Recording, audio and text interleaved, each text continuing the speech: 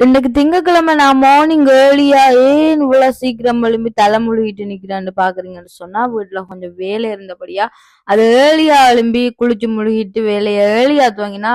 ஏர்லியா முடிச்சிடலாம்ன்ற ஒரு இதுல நான் நேரத்துக்கு எழும்பிட்டு இப்ப நான் என்ன செய்யறேன்னு பாத்தீங்கன்னு சொன்னா வீட்டுல இறந்தாக்களை முன்னோர்களை இந்த படம் கொஞ்சம் டஸ்டா இருந்தபடியா அதெல்லாம் துடைச்சு விட்டுட்டு உங்களோட வீட்லயும் இப்படி முன்னோர்கள் இந்த படம் இருந்தா தயவு செஞ்சு டஸ்ட் பிடிக்க விடாதீங்க. அப்படியே நான் இந்த டிவியும் பக்கத்துல டஸ்ட் இருந்தபடியா சோ அதையும் கிளீன் பண்ணிட்டு வீடையும் கூட்டிட்டு சோ வீட்டுல பாத்தீங்கன்னு சொன்னா மேல லெவல் சீட் கீழே டைல்ஸ் இருக்கிறபடியா லெவல் சீட் இருக்கிறபடியா உண்மையாவே நிறைய டஸ்ட் இருந்தபடியா அதையும் கிளீன் பண்ணிட்டு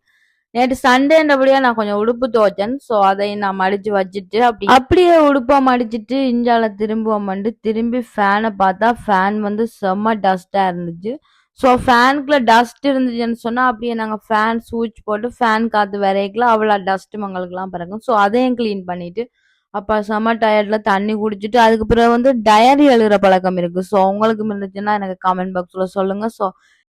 டைரி நிறைய பேர் எழுத மாட்டோம் ஸோ அதை எழுதி வச்சா நல்லம் அது ஒரு சில பேருக்கு தான் அந்த ஃபேவரட்டா அது இருக்கும் ஸோ அது எனக்கு இருக்கு ஸோ இதான் அந்த டைரி பாத்தீங்களா ஸோ நான் எழுதி முடிச்சு ப்ளீஸ் அந்த வீடியோ எல்லாம் உங்களுக்கு பிடிச்சிருந்தா ப்ளீஸ் சப்ஸ்கிரைப் பண்ணி லைக் பண்ணி கமெண்ட் பண்ணுங்க ஓகே எல்லா டைரியெல்லாம் எழுதி முடிச்சுட்டு அப்படியே பாத்தீங்கன்னு சொன்னா மதிய லஞ்சும்